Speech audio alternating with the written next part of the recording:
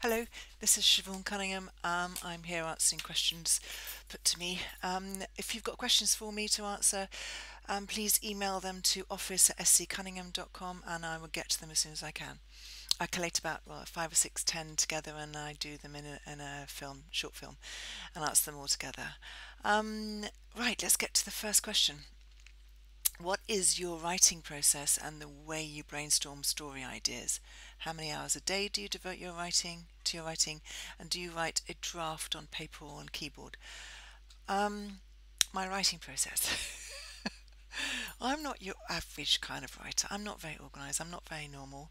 Um, if I start writing in the morning and finish maybe I try and finish around six-ish. So I have a certain amount of day that I dedicate to it. If I don't start till late, I'll finish at 10. So I give myself section of hours before my brain gives up and I can't do any more. So I'm quite at it when I'm at it, quite full on. I prepare the room. I've said in my previous films to you, I get some incense going. I get nice light. I get nice music, or horrible music if I'm doing a nasty scene. Set the room.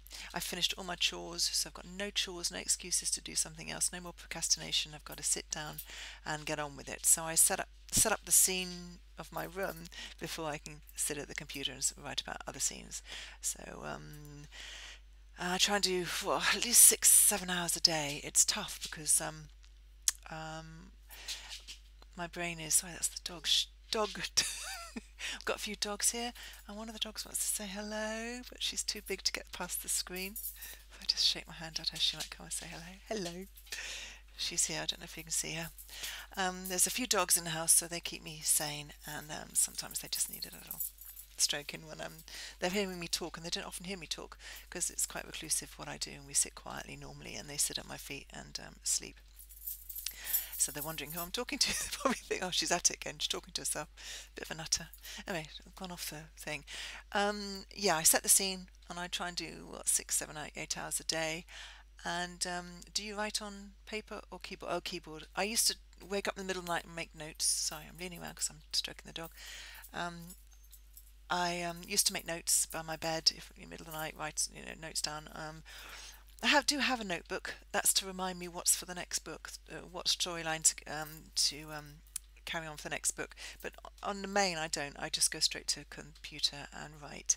And just on the keyboard, I go straight to it because I used to write it in the book, and then you'd write it on the computer, and you'd waste that time. Why not just go straight to the computer? And if you haven't remembered it, my theory is, well, maybe it wasn't such a great idea anyway. If it wasn't, if you forgot it within seconds. So yeah, I'm not like others. I don't make lists and things and be very organised. I just go for it, tap the computer, and it all comes out. Next question. How did you become involved in the subject of your book? Um, in the David Trilogy series, I wrote about that because um, I met a serial attacker and I wrote about a person who was like that. So that's how I got sorry, that's how I got to writing about the David trilogy. In the Fallen Angel series, which is the deal, which is this book behind me. How did I get to write about that? Well, I talked about it in my previous film that I wrote with you. I experienced something as a child, so I developed that contract I did with God as a child into something for this book. So it's experiences that have happened to me trigger each book. Another series I'm doing is called the La Manga Six, which is about six women in the football industry that go on holiday for 1 week each year. They've set that week aside and they do it for 10, 15 years. Every week they go away, they get a villa off a footballer or something, and they borrow it for the week, and they go and party in this villa. And what happens in the villa stays in the villa, and then they go back to their normal lives, which are high-powered jobs within the football industry. That's some. I used to work in football, so I know they talk about these women that I've hung out with, and there is a group of girls that I do go on holiday with for 1 week a year. It's Spain normally. Maybe a bit. Oh, that was the dog moving my thing. Yeah, and so I'd write about what I know. Like the women I go on holiday with, they've triggered this story. 2 dogs, 3 dogs, they're fighting. Sorry. My sound effects are amazing, don't you think? I'm just so organised. Um, yeah, the La Manga series is about this. It's funny, sexy. There's always a bit of crime involved in my stuff. That's based on them. Um, the Fallen Angel series is the thing that happened to me as a child, and the David Trilogy is the thing that happened to me in my 20s when I was got away from a dangerous person. So yeah, it's all gets triggered about things that happened in my life. So what was the hardest part of writing this book? This book, I think you mean the deal, this latest one. Hardest part about writing it. Um, it wasn't particular. This one wasn't very hard to write. It was quite easy. It's because I've been brewing up to do it for God knows how many decades. So it wasn't that hard. I mean, maybe finding the time because I'm a part-time crime investigator as well. So finding the time, I think, might have been the hardest thing, but it wasn't hard to write. What did you enjoy most about writing this book? Um, that I could get into um, all the things that annoy me. I turn on the news, and things like you know terrorism, child abuse, and domestic violence, drug abuse, trafficking, um, animal abuse. All the things that really piss me off.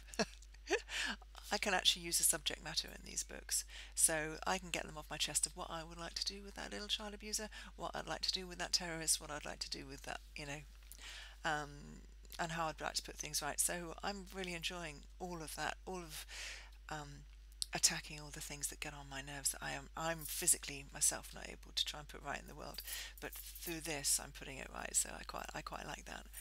And through funds and monies that I earn from this, I can use then to put more stuff right. So it's a lovely karma circle going on there. Um, okay, is there anything you find particularly challenging in your writing? Yeah, it's the challenging bit is finding the space, cutting yourself off from everybody, getting in the zone. You have to be really quite cruel and push people away. You have to not accept invitations. You have to ignore people. You have to you it's finding the time and the space and blocking everything else out. It actually means I have to do my blinking housework beforehand, so I don't have anything to think about. I have to tidy up the place, do all my chores, pay the bills, whatever, get all the shit done. It's a bit annoying that fact because I can't sit and relax and get on with it if I've got things hanging over my shoulder. So I'm a bit anal about making my table clear before I do my work. Very boring, but there you go. That's the way I do it. Who are your favourite authors? Oh, there's loads. All the big boys in the top 10, boys and girls. I particularly like the Jack Reacher series, Lee Child stuff. I like Martina Cole. Oh, Conley. Love that. Even Agatha Christie. Back to her. Yeah, all the big names in crime. I particularly like crime. I'm not into biographies. I'm not into non-fiction. It's crime romance. And this is stepping into paranormal, but it gives me much more stuff to deal with. It's much more fun. I'm much more free reign working in paranormal because I quite like my next seven, because this is a series of eight. My next seven books are going to be about paranormal. I'm enjoying the freedom that it gives you because you can go a bit nutty and it's still believable up there. And I do believe that there is something up there. I believe that there is something bigger than us that we have got no idea about. I believe that we hardly use any of our brain, so we're much more powerful than we understand yet. All of that is science that we don't understand yet, so physics that we don't understand yet. So I'm very aware that we are quite small and there's a lot more going on that we don't know, and I've got a lot of respect for it. Just one note, if you have a little gut feeling, please, darlings, just follow it because it's something up there trying to tell you to do stuff. Follow your gut all the time. I really believe that there's stuff out there trying to help us. It's not negative, it's positive. We just got to open our eyes to it if we know what we're looking for. But I haven't quite learnt it myself yet. If I do, I'll let you know. Okay, what does your family think of your writing? Well, my mum, I think she's just waiting for me to get a normal job. She keeps thinking one day she's going to settle down, because I've been married twice, divorced twice. She goes, you can settle down and get a sensible job. No, mummy, I mean, who wants to be ordinary? I'm so not a sheep. I so can't do it, honey. I've got to do this. Sorry. You've got a few other children. They're doing what the sensible jobs. They'll look after you like that. Okay. And my daughter, my family, my daughter, Scarlett, she's amazing. She supports me. She understands she's got a bit of a nutty mummy. She's about 30 now, and she understands I'm a bit crazy, but she supports me. And we walk along the beach, and I tell her my storylines and where things are going, and I test things out on her. And if she's gone, wow, then I know it's. If she's gone, oh really? I'm picking it out as boring. I won't do that. But she's my little testing thing because she's quite a bright chick and very witty, intelligent girl. So if I've got her stunned and she's excited by something, well, then I know I'm onto a good thing. So my daughter's terribly helpful, and she tells me how do you do these things like this. I don't know any IT. We didn't have it in my day. In my school, we didn't know what a computer looked like. Anyway, so she teaches me the IT stuff, so I'm very grateful for her and the patience with social media, because I'm supposed to do 2 hours of social media a day. Where do you get time? I mean, you can't. Anyway, that's what you're supposed to do, but anyway, she teaches me that. Okay, how did you come up with the idea for the deal? I think I've answered that in previous questions. The deal was something that happened to me as a child, so I've worked on the premise from that. It's a storyline that's come from that. So it's a true life action that happened to me that I've turned into a story, and a whole series of stories, and a whole lifestyle up there. So yeah, do you know that something good comes out of anything that happens to you? You can turn it around to make it something good. So it shouldn't have happened to me, but I'm grateful it did in a way, because it's turned this into action for me. So that's where I got the idea for that. Share the best review that you've ever had. I've got a sheet of reviews that I have by my desk that I read sometimes when I write, and it gives me courage, because our readers are our lifeblood, so I'm very grateful to them, and they've given me so many gorgeous reviews. There's a couple that really shook me. I had to put my glasses on for this because I'm getting... Oh, let's have a look. A couple that really shook me. This reminds me a little of American Psycho, only so much better. Wow, God, that's a huge compliment. That's a huge compliment. American Psycho is amazing. So thank you for that. If you love Martina Cole books and 50 Shades of Grey, this book is for you. Now, they were talking about the Penance List, because the Penance List was a bit saucy. So it was 50 Shades of Grey mixed with Martina Cole. Now, Martina Cole is a wonderful British writer. I love her books. I love the honesty in them. So that is a huge compliment for me as well. So that rocked my socks when I got that. Other things I got was, my God, you've shocked my shoes off. Excellent work. I read this book in 3 days. It's one of those books you just don't want to stop reading. Couldn't put it down. Totally reeled me in. Powerful emotional writing, bags attention, classical psychological killer. Loved it. I raise a glass to anyone who can write like this. Well, I raise a glass back to you, honey. There's been many that I've had. That's just a page of about 10 pages worth. So they give me courage when I read them, and I'm so grateful for the reviews that I get. It's because I'm writing for these people, and I'm going to write more for them, because I like to entertain them. But yeah, the fans are very, very important. Readers are very important. That's why we do it. We don't do it for the money, honey. We don't do it for the lifestyle, because you live like mushroom and you don't get much money. So we do it for the love of entertaining people. Will you be doing an audiobook for the deal? Well, I did an audiobook for the Penance List, which is my David Trilogy. That's the first one. I did the audiobook in a studio, and I did the vocal on it. And it was a little bit tough. With about 2 or 3 weeks of about 4 hours a day, because I couldn't talk for longer than that. I got very dry mouth in the studio, and It's tough to do.